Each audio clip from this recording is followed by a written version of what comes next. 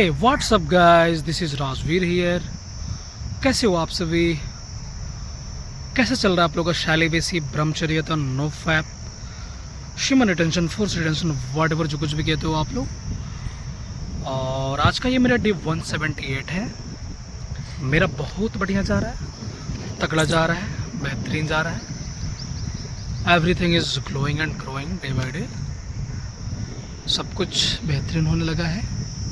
और आज की इस वीडियो में मैं बात करूंगा कि जिनकी शादी हो गई है वो लोग ब्रह्मचर्यता को फॉलो करें या नो फैप को फॉलो करें। इस टॉपिक में मैं बात करूंगा क्योंकि ये टॉपिक थोड़ा डिफ़िकल्ट होगा इसको एक्सप्लेन करना मेरे लिए क्या किसी के लिए भी, कि जिनकी शादी हो गई है वो क्या कर सकते हैं। उनके साथ तो मजबूरी है एक, तो वो लोग कैसे फॉलो करें इस डिसिप्लिन को। तो पहली बात मैं ऐसे लोगों से ये करना चाहूँगा कि अब तो आप फंस चुके हो शादी में, इसको तो निभाना पड़ेगा। इसको छोड़ते हो तो भी आप सही नहीं होगे, है ना। तो शादी में फंस गए हो तो निभाना है, लेकिन एक होता है ना, एक डिसिप्लिन के साथ में निभाना। एक मतलब इसमें मैनेज करना पड़ेगा थोड़ा आपको।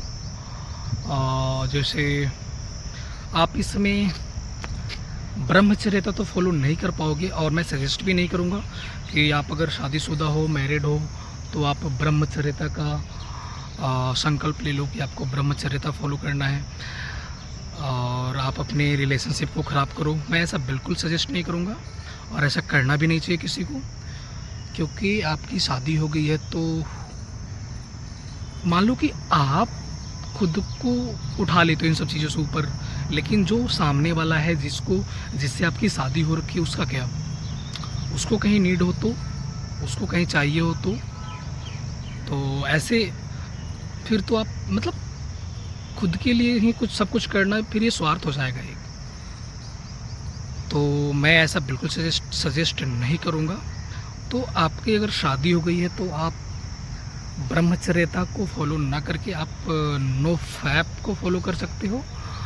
नो फैप में हमें जस्ट सीमेन को रिटेन करना होता है, चैनलाइज करना होता है, और मतलब एक उसका टाइम ड्यूरेशन हम लोग फिक्स कर देते हैं कि हाँ हमें 2 मंथ, 1 मंथ या 3 मंथ, 6 मंथ करना है, ऐसे करना है।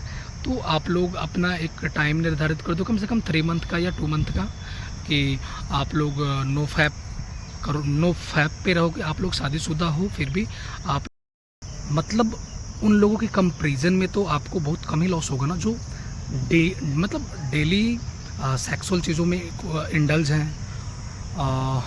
वैसे लोगों के कंपैरिजन में अगर आप 3 मंथ के अंतराल में भी करते हो तो आप मतलब थोड़ा कम लॉस में जाओगे, आपको थोड़ा कम नुकसान होगा, है ना।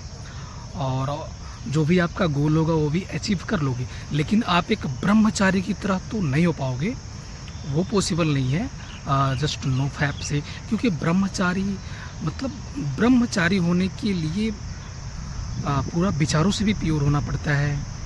और इसका जस्ट छोटा छोटा साइकिल नहीं होता है कि 3 मंथ से या 2 मंथ कर लिया फिर ब्रेक कर दिया, नहीं, ऐसा नहीं होता है। ब्रह्मचारी मतलब ब्रह्मचारी वो करेगा, और इसका लंबा स्ट्रिक बनाना पड़ता है। तो मैं इसलिए मैं ब्रह्मचर्यता के लिए आप लोगों को सपोर्ट नहीं करूँगा, सजेस्ट नहीं करूँगा कि आप लोग ब्रह्मचर्यता फॉलो करो अगर आप लोग की शादी हो गई है तो। क्योंकि मान लो कि आप लोग संकल्प ले लेते हो कि मुझे ब्रह्मचर्यता फॉलो करनी है, ठीक है, बट आपके जो पार्टनर है, आपकी जो पार्टनर है, व्हाटएवर जो भी, कहीं वो लोग वो संकल्प नहीं ले पाते हैं, वहाँ तक खुद को नहीं उठा पाते हैं, और उनको नीड है और आप उनको वो सब चीज़ें नहीं दे पा रहे हो, तो कहीं ना कहीं आप फिर उसके लिए भी गुनाहगार होगे। आपको पहले तो करनी नहीं चाहिए थी, अगर आप कर लिया तो निभाना है ना। तो एक डिसिप्लिन के साथ में, एक मैनेजमेंट के साथ में निभाओ। आप अगर शादीशुदा हो तो नो फैप कर सकते हो, नो फैप ले लो। नो फैप में आप एक टाइम ड्यूरेशन फिक्स करो कि आपको इतना दिन तक नहीं करना है, इतना दिन तक अपने ऊर्जा को चैनलाइज करना है, इसको मैच्योर करना है। उसके बाद कभी एक बार कर लो, ठीक है। और वो भी करो अगर आपके बच्चे वगैरह हो गए हैं 1-2, तो प्रोटेक्शन के रूप में करना, प्रोटेक्शन यूज़ करके कर लो, ठीक है। क्योंकि ये ज़्यादा बच्चे भी पैदा करना ये भी सही नहीं है।